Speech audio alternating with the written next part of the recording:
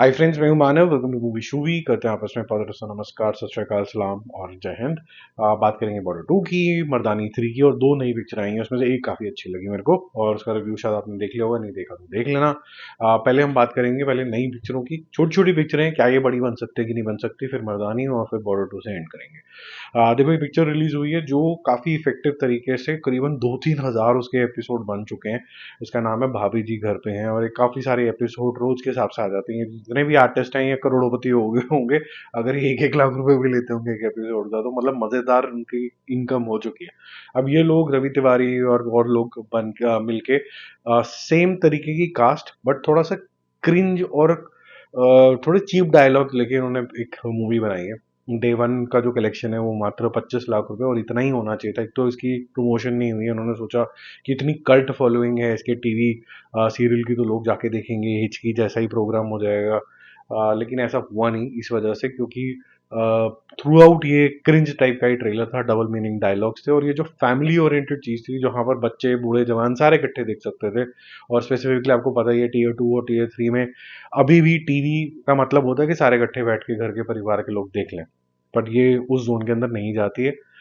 ये आपको बहुत हद तक क्रिंज लगती है, आपको इस तरीके की लगती है कि यार ये डायलॉग्स कभी गाली के जोन के अंदर जा रहे हैं, कभी ये बहुत ज़्यादा डबल मीनिंग के अंदर जा रहे हैं, तो आप शायद पसंद नहीं करेंगे, जिसकी वजह से ज़्यादातर जनता नहीं देख के रही है। ये मेरा ऑब्जर्वेशन है, और डिटेल रिव्यू मैंने चैनल के ऊपर डाला हुआ, देख लेना।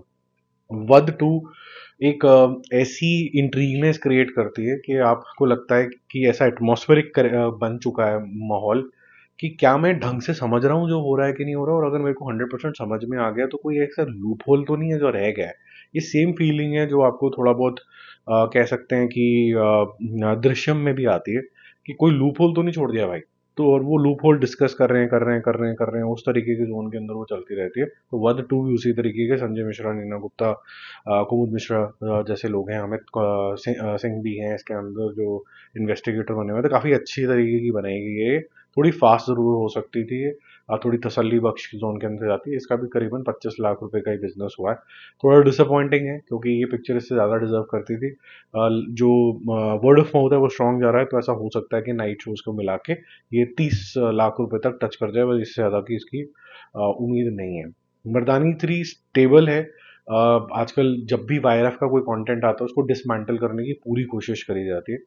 और एक जो चीज़ मैं सुन रहा हूँ मर्दानी 3 के बारे के अंदर, वो थोड़ी शॉकिंग है, वो अनकन्फर्म्ड है। Don't hold me accountable.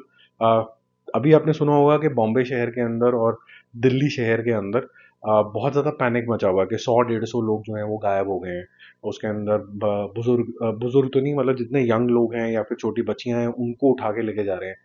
तो ऑब्वियसली अगर वुमेन या फिर गर्ल्स को लेके आते हैं तो सेक्स ट्रैफिकिंग और ये सब चीज़ें होती हैं, और अगर मेन को भी लेके जा रहे हैं तो इसका मतलब है कि कहीं ना कहीं ऑर्गन ट्रेडिंग से भी ये जुड़ा हुआ है, और ह्यूमन ट्रैफिकिंग के मुद्दे निकल के आते हैं। बहुत से लोग इसको लिंक कर रहे हैं मर्दानी 3 से, क्योंकि ये एक इनडायरेक्ट तरीके की फॉल्स न्यूज़ फैलाई गई है, ताकि आपकी जो अटेंशन है मर्दानी 3 की तरफ जा पाए। अगर ये बात सच है तो ये बहुत ही घिनौनी पीआर है। ये वैलिडेट आप भी करिएगा, मैं भी करूँगा। ये मेरे को भी सुनने में आया ही है, ये अनवैलिडेटेड है, लेकिन अगर ये है तो ये बहुत घटिया, आज तक की सबसे घटिया प्रमोशन है ये। ठीक है, बट हैविंग सेड दैट, अगर ये ट्रू नहीं है, इसके अलावा भी वायरएफ is targeted for some okay reason and some not okay reason also, कि जबरदस्ती लपेट ही दो पकड़ के। 2 करोड़ रुपए का इसने बिजनेस किया है, 28 करोड़ प्लस 2 30 करोड़, और वर्ल्ड वाइड कलेक्शन लगभग लगभग 42 करोड़ इसने निपटा लिया है। ठीक है, परफॉर्मेंसेस की कोई कमी नहीं थी इसके अंदर, परफॉर्मेंसेस सबकी अच्छी थी। बॉर्डर 2 में भी सबकी परफॉर्मेंसेस आपको अच्छी लगी होंगी। सबसे पहले लोगों ने यही बोला कि बहुत इमोशनल थी, और इमोशनल का मतलब है कि हर किरदार ने अपनी कोई छाप छोड़ी होगी, और उसकी जो स्टोरी है आपको दिल पे लगी होगी। अनलाइक कुछ ऐसे लोग जो कभी मूवी की बदनामी करते हैं, कभी उनको वीएफएक्स नहीं ठीक लगता है, कभी वो सनी देओल के पीछे पड़ जाते हैं, जान के ऐसी डाइवर्जेंस क्रिएट करते हैं कि जितना नुकसान हो सकता है मूवी को करो। और ये सबको अब पता चल चुका है कि चाहे इसके खुद के मेकर्स हों चाहे और मेकर्स हों, कहीं ना कहीं वो पीआर के जोन के अंदर जाते हैं, फिर जो करने वाले लोग होते हैं उनको पता नहीं होता है, वो वन वर्सेस अदर कर देते हैं, जिससे इंडस्ट्री को बहुत नुकसान हो रहा है। और कुछ लोग इसके खिलाफ अब आवाज भी उठा रहे हैं कि ये जो पीआर आप कर रहे हो, जो ट्रेडिशनल पीआर होता था कि आपने खुद ही जाके इंटरव्यू दे दिया, खुद ही जाके बातचीत करते जा रहे हो, जिसको फिल्म प्रमोशन बोला जाता था, वहां तक ठीक था। ये जो सोशल मीडिया का सहारा लेके एक फॉल्स नैरेटिव आता है, ये पिक्चर को और इंडस्ट्री को बहुत नुकसान देता है। और बहुत से ऐसे लोग हैं जो खाऊ होते हैं, उनको तो समोसा बहुत ही टेस्टी लगता है। इतने इतने पेट निकलाएंगे, पता नहीं कितने वो समोसे खा सकते हैं सिर्फ इस चीज़ के लिए कि आज हमें इस पास से, कल उस पास से, जो पैसे दे दे। ठीक है, तो डे 15 है इसका, आज इसके 3 करोड़ ही होंगे सिर्फ बॉर्डर 2 के। अभी गिर रही है अभी, लेकिन उम्मीद ये है कि सैटरडे संडे आएगा तो एकदम ये चमकेगी फिर से, क्योंकि इसने हर सैटरडे संडे के अंदर एक जबरदस्ती जंप दिखाई है। तो ये डबल डिजिट में भी आ सकती है, कंसिडरिंग जैसे मैंने आपको बताया कि कोई और मूवी इतना ज़्यादा नहीं लाइमलाइट में आ रही है, इतना ज़्यादा नहीं चमक रही है पब्लिक के साथ। There is a strong possibility that Border 2 will bounce back and may be in double digits. तो 3 करोड़ आज करके 324 प्लस 327 करोड़ हो जाता है, वर्ल्ड वाइड टोटल 440 करोड़ हो जाता है। 440 वोल्ट का झटका, तो इट इज़ वेरी गुड, क्योंकि 440 वोल्ट का झटका सिर्फ एक ही इंसान मार सकता है, सनी देओल। इससे बड़े बड़े नंबर्स भी हुए हैं इससे पहले, ऐसा कुछ नहीं है, बट एक ऐसा स्टार जो अभी तक राइट ऑफ कर दिया गया था, वो आता है। अब बहुत से लोगों ने कमेंट में मैंने 2-3 बार सनी देओल की तारीफ करी, तो उन्होंने बोला कि बॉलीवुड नहीं चाहता कि वो आगे बढ़े। ऐसा नहीं है यार, मैं सेंटिमेंट समझ सकता हूँ आपके, क्या कहना चाह रहे हैं, कि नहीं राइटफुल प्रेज मिला ना, धर्मेंद्र को भी नहीं मिला वो राइटफुल प्रेज, बट यहाँ पर गलती सनी देओल की खुद की भी है। जो उन्होंने चॉइसेस ली हैं बीच में पिक्चरों की, वो काफ़ी ज़्यादा अजीबोगरीब थी।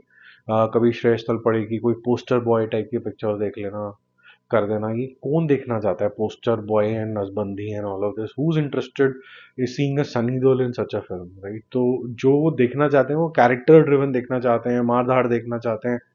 मतलब ही मैन को बोलो कि आके रोमांस कर लो, ऐसा नहीं हो सकता, मतलब, या फिर सोशल मैसेज वाली कर लो।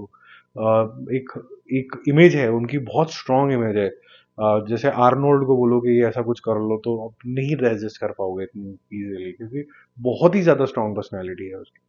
तो मैं ये नहीं बोलूँगा कि बॉलीवुड की कोई गलती है। और जब कमर्शियल बात आ जाती है बियॉन्ड फिल्म मेकिंग, वहाँ पर पैसा भी देखना पड़ता है कि कौन सा स्टार मुझे पैसे वापस ला के दे सकता है। अभी बॉबी देओल, सनी देओल घर में बैठे हुए थे, दोनों की पिक्चरें चल गई, दोनों के पास अब समय ही नहीं है कि अब नेक्स्ट पिक्चर कौन सी साइन करें, क्योंकि इतना टाइट शेड्यूल्स हो गया है। अच्छी बात है, दोनों बहुत टैलेंटेड है। ये सक्सेस भी उतनी ही इंपॉर्टेंट हो जाती है लक के साथ, ताकि आपका जो टैलेंट है वो वाइडर पहुंच पाए, आपको उसकी रिकग्निशन मिले। अब देखो सनी देओल ने मान लो 10 पिक्चरें भी साइन कर ली हो इस दौरान, 50-50 करोड़ रुपए वो ले रहे हैं, मतलब 500 करोड़ तो सीधा यहीं पर ही आ गए जेब के अंदर। ठीक है, तो he is become a rich man. बीच में डीरेल हुए लेकिन वापस आ गए। सीखने वाली बात यह है कि अगर आपका करियर कहीं इधर उधर हो भी जाता है, आप किसी भी फील्ड के अंदर हो, लगे रहो, तो वो एक दिन आता है जब फिर से आपकी किस्मत जो होती है चमक देती है। कब तक साथ नहीं देगी, कभी ना कभी तो भगवान बोलेगा यार ये अंधा रुकता नहीं है, पूरा एफर्ट डालता है अपना। जैसे अक्षय कुमार के केस में भी आप देख सकते हैं, थोड़ा वीडियो लंबा हो गया लेकिन ये इंपॉर्टेंट है बात करना, कि अक्षय कुमार ने चाहे इतनी सारी फिल्में कर दी बीच में, सिर्फ पृथ्वीराज चौहान जो भी उन्होंने बीच में करी थी, उसको छोड़ के बाकी जितनी भी पिक्चरें उन्होंने करी हैं, उसके अंदर एफर्ट नेक्स्ट लेवल का दिखता है। ठीक है, लगता है कि इन्होंने बहुत बढ़िया काम करा, पूरा एफर्ट डाला है। तो वो पिक्चर चली नहीं चली, जिस भी वजह से मोनोटोनस हो गई, सेम तरीके के रोल्स हो गए, वो बात अलग है, लेकिन इनका एफर्ट कभी कम नहीं हुआ, इसलिए आज भी ये इतने रेलिवेंट है। ठीक है, बाकी जल्दी मिलते हैं रिव्यूज और अपडेट्स के साथ। अगर ये बातें सब अच्छी लग रही हैं तो एक थम्स अप दे देना, कुछ फीडबैक है तो वो भी लिख देना।